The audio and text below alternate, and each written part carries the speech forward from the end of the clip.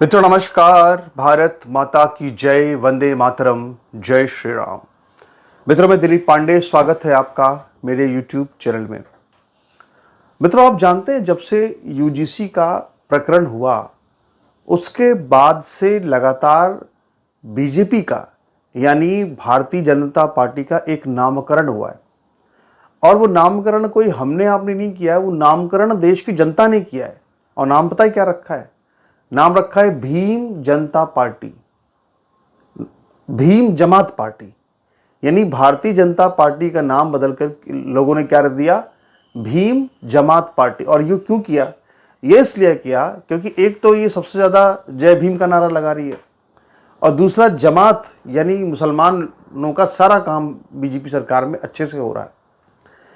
हर महीने 15 दिन पर मुसलमान आलिम उलेमा मौलाना आकर के भाजपा सरकारों के तमाम मंत्रियों से प्रतिनिधियों से आकर के मिलते हैं। बाकायदा वक्फ बोर्ड में इनकी तनख्वाहें बढ़ती हैं, इनके सारे काम होते हैं। एक्स मुस्लिम्स की गिरफ्तारियां होती हैं, गौतम खट्टर की गिरफ्तारियां होती हैं। लगभग सारे काम मुझे लगता है कि जो भी ये करते हैं जमात वाले चाहते हैं वो सारे काम बीजेपी करती है। इसके बाद फिर स्टेटमेंट जारी होता है कि देश में सद्भावना को बरकरार रखने के लिए, हिंदू मुस्लिम एकजुटता को बरकरार रखने के लिए मीटिंग हुई। वो एकजुटता बरकरार रखने का मतलब ये होता है कि मुसलमान अपनी मांगे बताता है और उस पर सरकार मान लेती है और उसको बोलते साहब की एकजुटता हो गई। तो ये सब जो है सरकार में चल रहा है, इसलिए लोगों ने नाम रख दिया भीम जमात पार्टी है।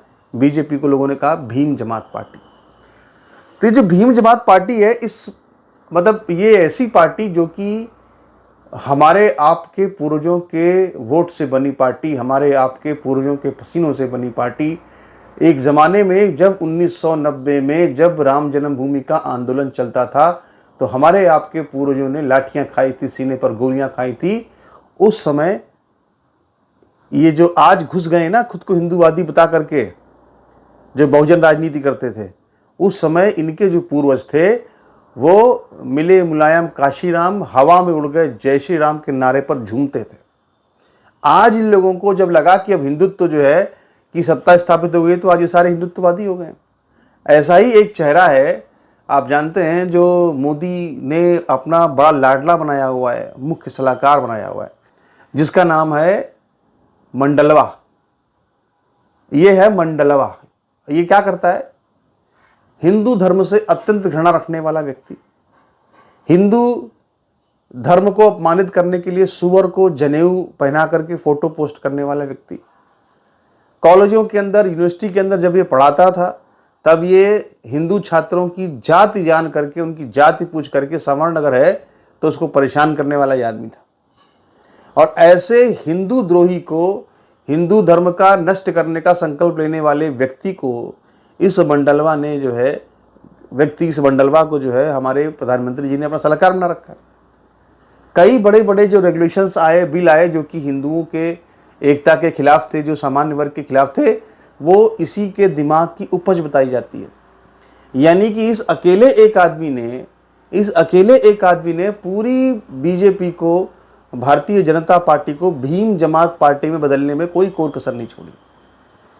तो सबसे पहले तो हम लोग भाई डिमांड करते हैं कि इस आदमी को जो है वो पार्टी से बाहर किया जाए, इस आदमी को सरकार से निष्कासित किया जाए। और दूसरी सबसे प्रमुख बात यह है कि इसको बड़ा जोरदार तमाचा पड़ा है जब शिवेंदु अधिकारी को पश्चिम बंगाल का मुख्यमंत्री बनाया गया, क्योंकि ये लगातार जो है मांग कर रहा था कि किसी ऐसे व्यक्ति को बनाया जाए जो कि SC ST से हो, यानी किसी दलित को बनाया जाए। इसकी प्लानिंग क्या थी समझिए? इसकी प्लानिंग ये थी कि पहले किसी दलित को बनाया जाए, फिर इसके बाद फिर वहाँ पे अंबेडकर की बड़ी मूर्ति लगाई जाए कोलकाता में, इसके बाद वहाँ पे जय भीम का नारा बुलंद किया जाए, फिर वहाँ पे जय मीम किया जाए, और जय मीम करके वहाँ पे जो रोहिंग्या और बांग्लादेशी शरणार्थी आके घुसे हुए हैं, घुसपैठी हैं, शरणार्थी नहीं है, उन सबको जो है यहाँ पे प्रश्रय दे करके वोट बैंक मजबूत किया जाए ममता बनर्जी का और अन्य लोगों का। ये उसका पूरा प्लान था। ये गद्दार है, ये पार्टी के अंदर, सरकार के अंदर घुसा हुआ गद्दार है ये मंडलवा। और इसकी बड़ी फजीहत हुई, और जब इसकी फजीहत हुई शिवेंदु अधिकारी के मुख्यमंत्री बनने के बाद, तो फिर इसने एक चाल चली। इसको लगा कि यार नौकरी भी बचानी है अपनी, ऐसा ना हो कि जो हिंदुत्व का केक कट रहा है सत्ता में, मलाई खाई जा रही है, ऐसा ना हो मलाई मिलना बंद हो जाए। इसलिए इसने बड़ी चतुराई से, बड़ी चालाकी से इसने क्या किया, इसने कल एक ट्वीट किया और ट्वीट में इसने जो है श्यामा प्रसाद मुखर्जी का गुणगान किया। ट्वीट में इसने स्वामी विवेकानंद का गुणगान किया। ट्वीट में इसने सबसे बड़ी बात यह कि इसने वीर सावरकर का गुणगान कर दिया। कहा कि मैं वीर सावरकर के विराट हिंदुत्व को नमन करता हूं। अरे भाई, तुम हिंदू द्रोही आदमी, हिंदू धर्म को नष्ट करने की संकल्प लेकर कसम खाकर तुम आए हो सरकार में, घुसे हो तुम सरकार में, घुसपैठी हो तुम दरअसल। और तुम जो है आज बता रहे हो साहब कि नहीं हम सावरकर के विराट हिंदुत्व को, कौन सा हिंदुत्व तुमको किस हिंदुत्व से मतलब है भाई? तुम कब से हिंदुत्ववादी हो गए?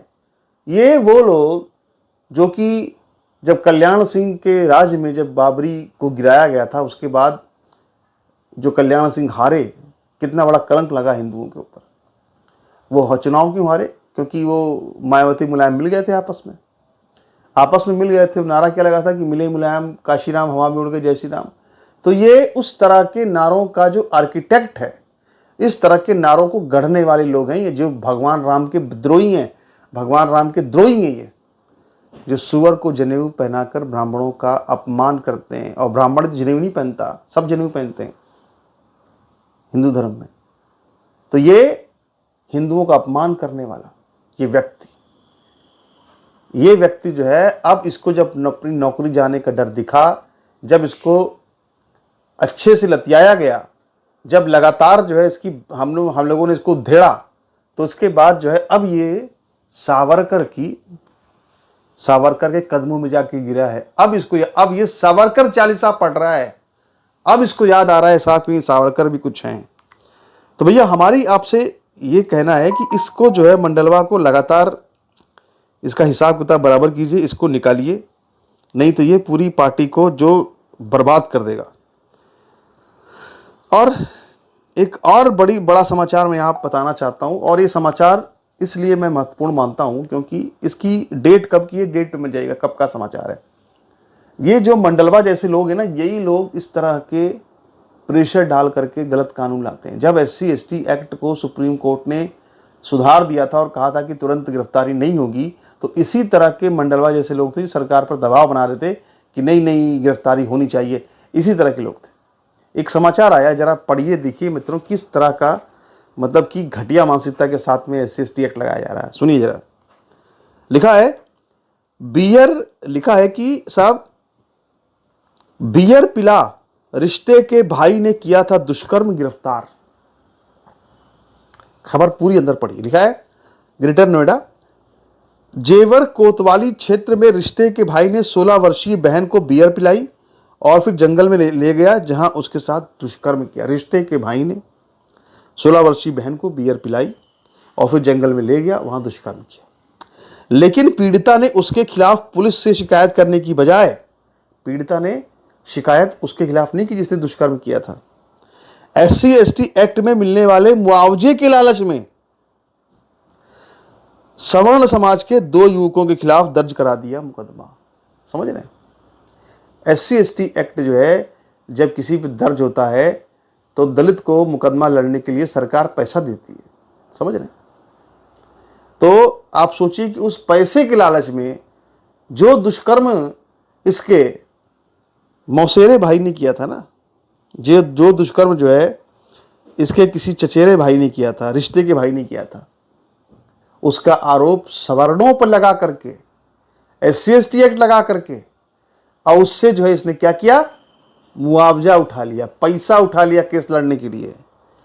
पुलिस ने मामले की गहन छानबीन के बाद वास्तविक आरोपी को जेल भेज दिया है। इस तरह से मित्रों इस देश के अंदर सामान्य वर्ग का शोषण किया जा रहा है, इस तरह से। और जब सुप्रीम कोर्ट ने इसको बदल दिया था, सुप्रीम कोर्ट ने इसके दुरुपयोग को देखते हुए इसमें सुधार किया था, तो इसी मोदी ने इसको 2015 में 2018 में इसको दोबारा से वही पूर्व स्थिति कर दी इसकी जो पहले था। और किसके दबाव में की? ऐसे ही मंडलवा टाइप के लोगों के दबाव में की, जो इस वक्त जो है भारत की सरकार का सलाहकार बना हुआ है। तो इसीलिए अगर भाजपा चाहती है कि आगे उसका राज चलता रहे, अगर भाजपा चाहती है कि आगे उसकी जो शासन है वो अक्षुण्ण रहे, तो जरूरी है कि वो ऐसे हिंदू धर्म के गद्दारों को, हिंदू धर्म के बीच घृणा का बीज बोने वाले, ऐसे जय भीम और जय मीम करके घुसपैठियों, रोहिंग्या और बांग्लादेशी घुसपैठियों की बचाव की रणनीति तैयार करने वालों को बाहर निकाले पार्टी से, वरना फिर जो है पार्टी के लिए संकट खड़ा हो जाएगा। बार बार ये बात सबको हम कह रहे हैं। आप भी वीडियो को जरूर शेयर कीजिए, वीडियो को लाइक कीजिए, चैनल को सब्सक्राइब कीजिए और अपने कमेंट कीजिए। नमस्कार, धन्यवाद।